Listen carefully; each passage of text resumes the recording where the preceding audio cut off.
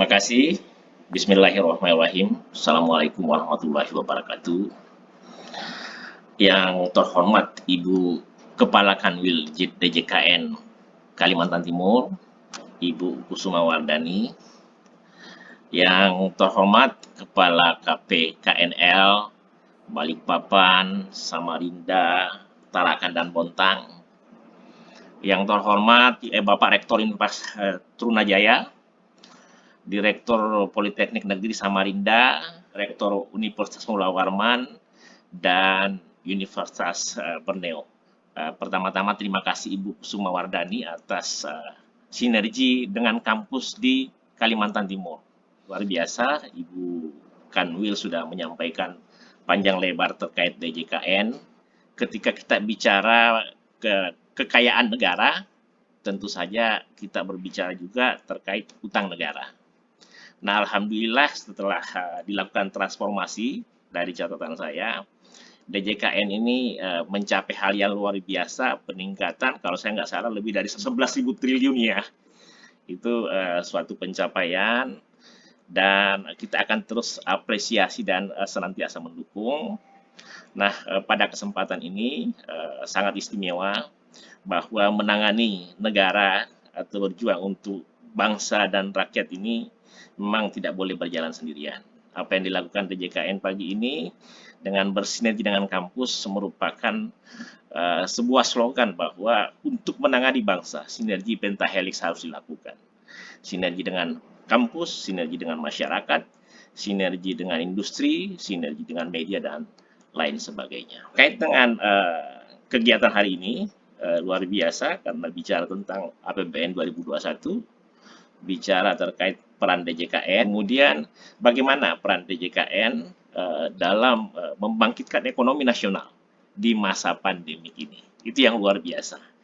Nah, Universitas Balikpapan sebagai salah satu universitas di Kalimantan Timur, tentu saja sangat bangga dan sangat senang kalau bisa bergandengan tangan dengan DJKN, oleh karena memang untuk mengatasi pandemi COVID-19 hari ini, membangkitkan ekonomi nasional saat ini atau setelah masa pandemi, itu dibutuhkan gotong royong kalau bahasa kerennya, atau sinergi pentahelix. Nah, kalau bicara peran DJKN, tentu saja tidak bisa lepas dari peran pemerintah, ya, di mana DJKN salah satu di antaranya. Dan apalagi di masa pandemi, sudah ada kebijakan pemulihan ekonomi nasional atau PEN, kemudian program pemulihan ekonomi nasional, kemudian kita sudah tahu juga bahwa kaitannya bagaimana pemerintah mengatasi COVID-19, kemudian pemulihan ekonomi nasional, itu kita tahu sudah ada aturannya, bahwa peraturan pemerintah pengganti undang-undang nomor 1 tahun 2020 yang kemudian menjadi undang-undang nomor 2 tahun 2020 itu menjadi acuan kita, bahwa dalam rangka pemulihan ekonomi nasional itu kita harus lakukan beberapa hal. Satu, bahwa pandemi adalah hal yang pertama harus kita lakukan, pembenahannya dan penanggulangannya. Makanya kalau pemerintah tidak tanggung-tanggung mengeluarkan dana 80 triliun untuk menangani itu, kemudian ditambah mungkin 200 triliun untuk nakes atau kegiatan-kegiatan lain yang terkait dengan penanggulangan COVID. Namun pemerintah yang mungkin juga salah satunya diperankan oleh DJKN itu melakukan kegiatan dalam waktu bersamaan dengan pemulihan ekonomi. Ya, berupa apa? Pemulihan ekonomi adalah bagaimana untuk terus membantu warga terdampak, membantu unit usaha terdampak, kemudian membantu masyarakat, baik berupa bantuan keuangan maupun dan lainnya. Dan saya sudah catat, DJKN yang tentu saja bersinergi dengan yang lainnya, itu sudah menyiapkan dana dan menggelontorkan dana yang tentu saja atas nama pemerintah untuk penanganan ini.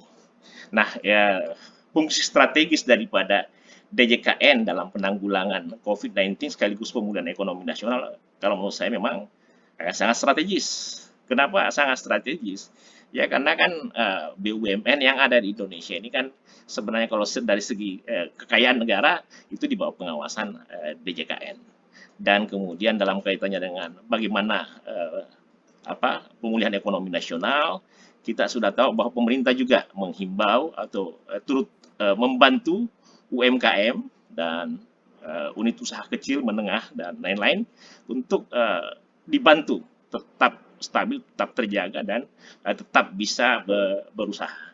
Ketika kita bicara terkait bagaimana pemulihan ekonomi nasional, bagaimana peran DJKN, bagaimana pemeran pemerintah, atau kalau saya istilahkan sekalian dengan peran pentahelix dalam menangani ini. Secara sederhana kami dari kampus memberi solusi bahwa ketika kita bicara bagaimana penanganan pemulihan ekonomi nasional dalam kaitannya dengan peran masing-masing lembaga, maka kita tidak boleh melupakan peran jangka pendek, jangka menengah, dan jangka panjang. Untuk jangka pendek, tentu saja bahwa dalam pengawasan COVID yang ketat, kemudian kita tetap patuh pada protokol kesehatan, kita harus tetap gunakan akal sehat. Kenapa? Bahwa unit usaha kecil yang misalnya pengunjungnya tidak terlalu banyak dan dari segi aspek kesehatan itu memenuhi syarat, ya silahkan tetap beroperasi. 25% kapasitas, karena bagaimana? Ini semua akan tetap membuat perekonomian tetap berlanjut. Kemudian dari sisi akademis, kami berpendapat bahwa ada jangka menengah. Jangka menengah inilah bagaimana membangkitkan UMKM yang memang sangat banyak dari segi persentase secara nasional. Nah, apa yang dilakukan DJKN, apa yang dilakukan pemerintah untuk membantu UMKM sudah sangat bagus dan strategis. Nah, yang terakhir untuk jangka panjang, bahwa memang peran daripada pemerintah, DJKN, dan lain-lain dalam kaitannya dengan jangka panjang tidak bisa dilepaskan dengan pembangunan infrastruktur dan penguatan sumber daya manusia. Karena itu salah satu modal untuk membangkitkan ekonomi nasional. Tapi saya ada catatan tersendiri di sini, bahwa semua harus tahu ketika kita bicara bagaimana membangkitkan ekonomi nasional, ada salah satu inovasi Pak Jokowi yang kalau saya secara pribadi apresiasi secara besar. Apa itu? Penunjukan Kalimantan Timur sebagai ibu kota negara. Nah, ini suatu momen untuk membangkitkan ekonomi nasional, dan dalam perspektif ekonomi saya memandang itu menguntungkan. Dari perspektif sosial dan budaya itu menguntungkan, yang tentu saja akan berdampak pada ekonomi. Kemudian kita tahu bahwa itu satu-satunya cara untuk mengurai padatnya penduduk di Pulau Jawa yang 150-an juta jiwa, padatnya industri di sana, kemudian diurai bagaimana seimbang antara barat dan timur.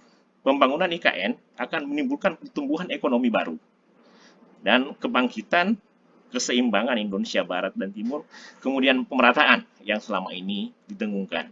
Saya rasa DJKN ke depan akan mendukung ini semua. Apalagi kalau misalnya bicara pertumbuhan ekonomi, kalau kita berbasis pada pertumbuhan ekonomi berbasis green dan blue, maka tidak tertutup kemungkinan kebangkitan ekonomi nasional secara jangka panjang akan dimulai dari Kalimantan Timur.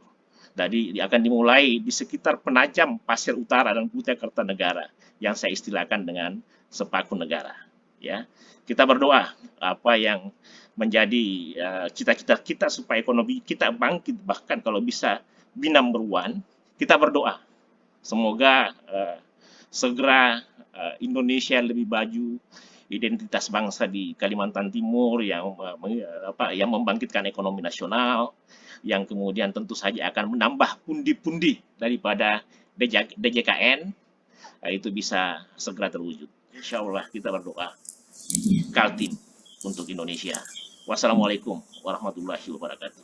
Terima kasih kepada Bapak Isdi Zainal selaku Rektor Universitas Balikpapan atas keynote speech yang disampaikan.